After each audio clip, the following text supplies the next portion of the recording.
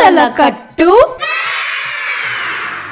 ಇಂದಿನ ಸಂಚಿಕೆಯಲ್ಲಿ ನಾವು ಮಾತಾಡೋ ಸ್ಕ್ಯಾಮ್ ಇಂದ ಬರೀ ಬೆಂಗಳೂರಲ್ಲೇ ಸುಮಾರು 65 ಕೋಟಿಯಷ್ಟು ಹಣವನ್ನ ಸ್ಕ್ಯಾಮರ್ಸ್ ದೋಚ್ಕೊಂಡಿದ್ದಾರೆ. ಇದರಲ್ಲಿ ಈ ರೀತಿ ಕಾಣೋ ನಂಬರ್ ಇಂದ ನಮಗೆ ಕಾಲ್ ಬಂದು ಅಟೆಂಡ್ ಮಾಡಿದ ತಕ್ಷಣ ಒಂದು ಆಟೋಮೇಟೆಡ್ ವಾಯ್ಸ್ ಬಂದು ನಿಮ್ಮ ಐಟಮ್ ಫೆಡೆಕ್ಸ್ ಇಂದ ಡೆಲಿವರ್ ಮಾಡಕ್ಕೆ ಆಗ್ತಿಲ್ಲ, ಇನ್ನಷ್ಟು ಮಾಹಿತಿಗಾಗಿ ಒಂದನ್ನು ಒತ್ತಿ ಅಂತ ಸ್ಟಾರ್ಟ್ ಆಗುತ್ತೆ. ಸರಿ, ಒಂದನ್ನು ಒತ್ತಿದ್ಮೇಲೆ ಒಬ್ಬ ಫೋನ್ ರಿಸೀವ್ ಮಾಡಿ ಹಿಂದಿಯಲ್ಲಿ ಫೆಡೆಕ್ಸ್ ಕಸ್ಟಮರ್ ಕೇರ್ಗೆ ಸ್ವಾಗತ, ನಿಮ್ಗೆ ಹೇಗೆ ಸಹಾಯ ಮಾಡ್ಲಿ ಅಂತ ಕೇಳ್ತಾನೆ. ಈ ಸಮಯದಲ್ಲಿ ನಾವು ಗಾಬರಿಯಾಗಿ ಫೆಡೆಕ್ಸ್ ಇಂದ ಕಾಲ್ ಬಂತು ಅಂತ ಹೇಳಿದಾಗ ಡೀಟೇಲ್ಸ್ ಚೆಕ್ ಮಾಡ್ತೀನಿ ಅಂತ ಹೇಳಿ ಸ್ವಲ್ಪ ಹೊತ್ತಾದ್ಮೇಲೆ ನಿಮ್ಮ ಹೆಸರಲ್ಲಿ ಕ್ರೆಡಿಟ್ ಕಾರ್ಡ್ಸ್, ಸ್ವಲ್ಪ ಬಟ್ಟೆ ಎಲ್ಲ ಛತ್ತೀಸ್ಗಢದಿಂದ ಚೈನಾಗೆ ಹೋಗ್ತಿದೆ, ಕಳ್ಸಿದ್ದು ನೀವೇನಾ ಅಂತ ಕೇಳ್ತಾರೆ. ನಾವಲ್ಲ ಅಂದಾಗ ನಮ್ಗೆ ಭಯ ಪಡಿಸಕ್ಕೆ ಸ್ಟಾರ್ಟ್ ಮಾಡ್ತಾರೆ. ಇದು ಹೇಗಿರುತ್ತೆ ಅಂದ್ರೆ, ನೀವು ಯಾವ್ದಾದ್ರೂ ಲೋನ್ ಕಂಪನಿ ಅಥವಾ ಬ್ಯಾಂಕ್ ಅಲ್ಲಿ ನಿಮ್ಮ ಆಧಾರ್ ಕಾರ್ಡ್ ನ ಸಬ್ಮಿಟ್ ಮಾಡಿದ್ರೆ ಈ ಡೇಟಾನ ಯೂಸ್ ಮಾಡ್ಕೊಂಡು ಕಳ್ಳರು ಛತ್ತೀಸ್ಗಢಲ್ಲಿ ಇರೋ ಸರೈಪಾಲಿ ಅನ್ನೋ ಊರಿಂದ ಕಳ್ಸೋಕೆ ಟ್ರೈ ಮಾಡ್ತಿದ್ದಾರೆ. ಆ ಊರಲ್ಲಿ ಈ ಪಾರ್ಸಲ್ ಸ್ಟಕ್ ಆಗಿದೆ. ಇದಕ್ಕೆ ನಾವು ಮೊದಲು ಸೈಬರ್ ಕ್ರೈಮ್ಗೆ ರಿಪೋರ್ಟ್ ಮಾಡಬೇಕು. ನೀವು ಛತ್ತೀಸ್ಗಢ್ಗೆ ಹೋಗೋಕೆ ಆಗುತ್ತಾ ಅಂತ ಕೇಳ್ತಾರೆ. ಈ ಟೈಮಲ್ಲಿ ನಾವು ಆಬ್ವಿಯಸ್ಲಿ ಹೋಗೋಕೆ ಆಗಲ್ಲ ಅಂತ ಹೇಳ್ತೀವಿ. ಆಗ ಇವರು ಸರೈಪಾಲಿಗೆ ಕಾಲ್ ಟ್ರಾನ್ಸ್ಫರ್ ಮಾಡ್ತೀವಿ, ನಿಮ್ಮ ಪಾರ್ಸಲ್ ಬಂದು ಸರೈಪಾಲಿಯ ಫೆಡೆಕ್ಸ್ ಅಲ್ಲಿ 3 ಜೂನ್ 2024 ರಂದು ಕಳಿಸಲಾಗಿದೆ. ರಿಸೀವರ್ ಬಂದು ಚೈನಾದಲ್ಲಿ ಮರಿಯಂ ಫರ್ನಾಂಡೆಸ್ ಅಂತ ಕೂಡ ಹೇಳ್ತಾರೆ. ನಾವು ನೆಕ್ಸ್ಟ್ ಹೇಳೋ ಡೀಟೇಲ್ಸ್ ನ ಒಂದು ಪೆನ್ ಮತ್ತೆ ಪೇಪರ್ ಅಲ್ಲಿ ನೋಟ್ ಮಾಡ್ಕೊಳ್ಳಿ. ಯಾಕೆ ಅಂದ್ರೆ ಅಲ್ಲಿ ಪೊಲೀಸ್ ಅವರು ಕೇಳಿದಾಗ ನೀವು ಈ ಡೀಟೇಲ್ಸ್ ನ ಹೇಳ್ಬೇಕು. ಕಳ್ಳರು ಕಳಿಸ್ತಿರೋದು 5 kg ಬಟ್ಟೆ, 8 ICICI credit card, 4 expired passport ಮತ್ತೆ ಲ್ಯಾಪ್ಟಾಪ್ಸ್ ನ ಕಳಿಸ್ತಿದ್ದಾರೆ ನಿಮ್ಮ ಹೆಸರಲ್ಲಿ ಅಂತ ಹೇಳ್ತಾರೆ. ಈಗ ಇದನ್ನ ರಿಪೋರ್ಟ್ ಮಾಡ್ಬೇಕು ಅಂದ್ರೆ ಪೊಲೀಸ್ಗೆ ಕನೆಕ್ಟ್ ಮಾಡಬೇಕು. ಮೊದಲು ನಿಮ್ ಸ್ಯಾಲ್ರಿ, ವರ್ಕ್ ಎಲ್ಲಿ ಮಾಡೋದು, ಮತ್ತೆ ಎಷ್ಟು ಬ್ಯಾಂಕ್ ಅಕೌಂಟ್ಸ್ ಇದಾವೆ, ನಿಮ್ ಬ್ಯಾಂಕ್ ಅಲ್ಲಿ ಎಷ್ಟು ಬ್ಯಾಲೆನ್ಸ್ ಇದೆ ಅನ್ನೋ ಡೀಟೇಲ್ಸ್ ಎಲ್ಲ ಕೇಳಿ ನೋಟ್ ಡೌನ್ ಮಾಡ್ಕೊಂತಾರೆ. ಇದು ಇಂಟರ್ನ್ಯಾಷನಲ್ ಫ್ರಾಡ್ ಇಲ್ಲಿ ಇನ್ವಾಲ್ವ್ ಆಗಿದೆ, ಸೊ ಕಂಪ್ಲೇಂಟ್ ಫೈಲ್ ಮಾಡಬೇಕು. ಇದನ್ನ ಮಾಡಿದ್ದು ನೀವಲ್ಲ ಅಂತ ಪ್ರೂವ್ ಆದ್ರೆ ಬಿಟ್ಬಿಡ್ತಾರೆ, ಇಲ್ಲ ಅಂದ್ರೆ ಅರೆಸ್ಟ್ ಆಗಿ ಜೈಲ್ ಶಿಕ್ಷೆ ಆಗುತ್ತೆ ಅಂತ ಭಯ ಪಡಿಸ್ತಾರೆ. ಆಮೇಲೆ ಇವರು ನಿಜವಾಗ್ಲೂ ಸ್ಕ್ಯಾಮರ್ಗಳು ಅಲ್ಲ ಅಂತ ನಂಬಿಸೋಕೆ ಗೂಗಲ್ ತೆಗಿರಿ ಅಂತ ಹೇಳಿ ಸರೈಪಾಲಿ ಪೊಲೀಸ್ ಸ್ಟೇಷನ್ ಅಂತ ಟೈಪ್ ಮಾಡಿ ಅಂತ ಹೇಳ್ತಾರೆ. ಗೂಗಲ್ ಮಾಡಿದ್ರೆ ಅಲ್ಲಿ ಪೊಲೀಸ್ ಸ್ಟೇಷನ್ ಇದ್ದಂಗೆ ತೋರಿಸುತ್ತೆ.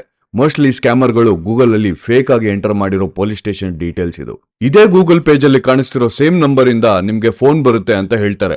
ಅದೇ ನಂಬರ್ ಇಂದ ಫೋನ್ ಬಂದಿದ ತಕ್ಷಣ ಎಲ್ಲರೂ ನಿಜವಾಗ್ಲೂ ಪೊಲೀಸ್ ಅವರೇ ಕಾಲ್ ಮಾಡ್ತಿದ್ದಾರೆ ಅಂತ ಭಯ ಪಟ್ಬಿಡ್ತಾರೆ. ಸೊ ಈ ನಂಬರ್ ಇಂದ ಕಾಲ್ ಬಂದಿದ ತಕ್ಷಣ ಆ ಕಡೆ ಇರೋ ಸ್ಕ್ಯಾಮರ್ ಪೊಲೀಸ್ ಈ ಫೆಡೆಕ್ಸ್ ಪಾರ್ಸಲ್ ಇಶ್ಯೂ ಹೇಗ್ ನಡೀತು ಅಂತ ಟೆಲಿಗ್ರಾಮ್ ಅಲ್ಲಿ ಸ್ಟೇಟ್ಮೆಂಟ್ ಕಳಿಸಿ ಅಂತ ಹೇಳ್ತಾರೆ. ಟೆಲಿಗ್ರಾಮ್ ಅಥವಾ ವಾಟ್ಸ್ಆಪ್ ಅಲ್ಲಿ ಹೋಗಿ ಸೈಬರ್ ಕ್ರೈಮ್ ಡಿಪಾರ್ಟ್ಮೆಂಟ್ 03 ಅಂತ ಟೈಪ್ ಮಾಡೋಕೆ ಹೇಳ್ತಾರೆ.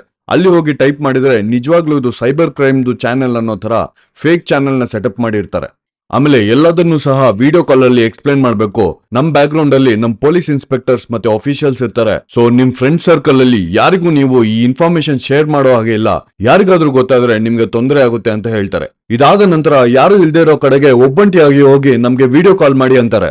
ಸರಿ ಅಂತ ಕಾಲ್ ಮಾಡಿ ನಾನು ಕ್ಯಾಮ್ರಾ ಆಫ್ ಮಾಡಿದೆ. ನೋಡಿದೆ ಬ್ಯಾಕ್ ಗ್ರೌಂಡ್ ಅಲ್ಲಿ ಕೆಲವರು ಈ ಕಾಲ್ ಮಾಡಿರೋ ಪೊಲೀಸ್ ಸ್ಕ್ಯಾಮರ್ಗೆ ಯಾವ್ಯಾವ ರೀತಿಯಲ್ಲಿ ನನ್ಗೆ ಸ್ಕ್ಯಾಮ್ ಮಾಡಬಹುದು ಅಂತ ಹೇಳ್ಕೊಡೋ ವಾಯ್ಸ್ ಕೂಡ ಕೇಳಿಸ್ತಿತ್ತು. ಇದೆಲ್ಲ ಆದ್ಮೇಲೆ ಏನ್ ಮಾಡ್ತಾರಪ್ಪ ಅಂತ ನೋಡಿದ್ರೆ, ನಿಮ್ ಫೋನ್ ಆಕ್ಸೆಸ್ ಮಾಡ್ತೀವಿ, ನಿಮ್ ಫೋನ್ ನ ಚಾರ್ಜ್ ಅಲ್ಲಿ ಇಟ್ಟಿರಿ ಅಂತ ಹೇಳಿ ನನ್ ಫೋನ್ ನ ಹ್ಯಾಕ್ ಮಾಡೋಕೆ ಟ್ರೈ ಮಾಡಿದ್ರು. ಇದೇ ತರ ನೆಕ್ಸ್ಟ್ ಸ್ಟೆಪ್ ನ ಕಂಟಿನ್ಯೂ ಮಾಡ್ತಾ ಹೋದ್ರೆ ಆಮೇಲೆ ನನ್ ಫೋನ್ ಕತೆ ಗೋವಿಂದ ಅಂತ ಹೇಳಿ ಇಲ್ಲಿಗೆ ಸ್ಟಾಪ್ ಮಾಡಿ ಅವರನ್ನ ಬ್ಲಾಕ್ ಮಾಡಿದೆ.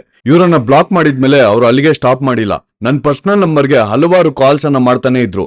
ಸ್ವಲ್ಪ ಹೊತ್ತಾದ್ಮೇಲೆ ಕಾಲ್ಸ್ ಬರೋದು ನಿಂತೋಯ್ತು. ನಾನು ಏನಾದ್ರೂ ಫೋನ್ ಆಕ್ಸೆಸ್ ಮಾಡೋಕೆ ಚಾನ್ಸ್ ಕೊಟ್ಟಿದ್ರೆ ಹ್ಯಾಕ್ ಮಾಡಿ ಬ್ಯಾಂಕ್ ಅಲ್ಲಿರೋ ಬ್ಯಾಲೆನ್ಸ್ ಎಲ್ಲ ಮಾಯ ಆಗಿರೋದು. ಇಲ್ಲ ಬ್ಯಾಂಕ್ ಅಥವಾ ಪರ್ಸನಲ್ ಡೀಟೇಲ್ಸ್ ಆಕ್ಸೆಸ್ ಮಾಡೋಕೆ ಆಗಿಲ್ವಾ, ದುಡ್ಡು ಕಟ್ಟು, ನಿನ್ ಕಂಪ್ಲೇಂಟ್ ನಾನು ಪ್ರಾಸೆಸ್ ಮಾಡಿ ಫೆಡೆಕ್ಸ್ ಪಾರ್ಸಲ್ ನ ನಿಲ್ಸ್ತೀವಿ ಅಂತ ಹೇಳಿ ಪೇಮೆಂಟ್ ಮಾಡಿಸ್ಕೊಂಡಿರೋರು. ಡೈಲಿ ಸ್ಕ್ಯಾಮರ್ಗಳು 10 ಮೆಥಡ್ಸ್ ನ ಯೂಸ್ ಮಾಡ್ಕೊಂಡು ನಮ್ಮನ್ನ ಸ್ಕ್ಯಾಮ್ ಮಾಡೋಕೆ ನೋಡ್ತಾರೆ. ಆದ್ರಿಂದ ಇವರಿಂದ ಹುಷಾರಾಗಿ ಇರೋದು ನಮ್ಮ ಕರ್ತವ್ಯ. ಈ ರೀತಿ ನಮ್ಗೆಲ್ಲ ಮೆಸೇಜ್ ಮಾಡೋಕೆ ಇವ್ರಿಗೆಲ್ಲ ಎಲ್ಲಿಂದ ನಮ್ ನಂಬರ್ ಸಿಗುತ್ತೆ ಅಂತ ನಿಮ್ಗೆ ಅನ್ಸ್ಬೋದು. ಒಂದು ಕಡೆ ನಮ್ಮ ಡೇಟಾ ಬೇಸ್ ಇರುವ ಯಾವ್ದಾದ್ರೂ ಕಂಪನಿಗಳು ನಮ್ಮ ಡೀಟೇಲ್ಸ್ ಅನ್ನ ಈ ಸ್ಕ್ಯಾಮ್ ಕಂಪನಿಗಳಿಗೆ ಮಾರಾಟ ಮಾಡ್ಕೊಳ್ಳುತ್ತೆ. ಇನ್ನೊಂದು ಕಡೆ ನಿಮ್ಗೆ ವಾಟ್ಸ್ಆಪ್ ಅಲ್ಲಿ ನಿಮ್ ಫ್ರೆಂಡ್ಸ್ ಯಾವಾಗಾದ್ರೂ ಅಮೆಜಾನ್ ಜಾಕ್ಪಾಟ್, ಫ್ಲಿಪ್ಕಾರ್ಟ್ ಜಾಕ್ಪಾಟ್ ಅಂತ ಕಳ್ಸೋ ಫಾರ್ವರ್ಡ್ ಮೆಸೇಜಸ್ ಒಂದು ಫೇಕ್ ವೆಬ್ಸೈಟ್ ನ ಲಿಂಕ್ ಆಗಿರುತ್ತೆ. ಈ ರೀತಿ ಲಿಂಕ್ ಗಳಲ್ಲಿ ನಮ್ಮ ಡೀಟೇಲ್ಸ್ ಎಂಟರ್ ಮಾಡಿದ್ರು ಕೂಡ ಈ ತರ ಸ್ಕ್ಯಾಮರ್ ಡೇಟಾ ಬೇಸ್ ಅಲ್ಲಿ ನಮ್ಮ ನಂಬರ್ ಹೋಗಿ ಬೀಳೋ ಅವಕಾಶಗಳು ಇರ್ತವೆ. ನಿಮ್ಗೋ ಅಥವಾ ನಿಮ್ಮ ಸ್ನೇಹಿತರಿಗೋ ಇದೇ ರೀತಿ ಸ್ಕ್ಯಾಮ್ ಆಗಿದ್ರೆ ಕೆಳಗಡೆ ಕಮೆಂಟ್ ಸೆಕ್ಷನ್ ಅಲ್ಲಿ ತಿಳಿಸಿ. ಹಾಗೂ ಎಲ್ಲರನ್ನು ಜಾಗೃತಗೊಳಿಸೋಕೆ ಈ ವಿಡಿಯೋನ ಆದಷ್ಟು ಶೇರ್ ಮಾಡಿ. ನೋಡಿದ್ರಲ್ಲ ಸ್ನೇಹಿತರೆ, ಈ ವಿಡಿಯೋ ನಿಮಗೆ ಇಷ್ಟವಾದಲ್ಲಿ ಲೈಕ್ ಮಾಡಿ, ಶೇರ್ ಮಾಡಿ. ಇದೇ ರೀತಿ ಮತ್ತಷ್ಟು ಆಸಕ್ತಿಕರ ವಿಷಯಗಳನ್ನು ತಿಳಿಯಲು ತಲೆಕಟ್ಟು ಚಾನೆಲ್ಗೆ ಸಬ್ಸ್ಕ್ರೈಬ್ ಮಾಡಿ ಹಾಗೂ ಪಕ್ಕದಲ್ಲಿ ಕಾಣ್ತಿರೋ ಬೆಲ್ ಐಕಾನ್ ಅನ್ನು ಒತ್ತಿ. ನೀವು ನಮ್ಮನ್ನು ಇತರ ಸೋಷಿಯಲ್ ಮಾಧ್ಯಮಗಳಲ್ಲೂ ಸಹ ನೋಡಬಹುದು. ತಪ್ಪದೆ ಫಾಲೋ ಮಾಡಿ. ಧನ್ಯವಾದಗಳು.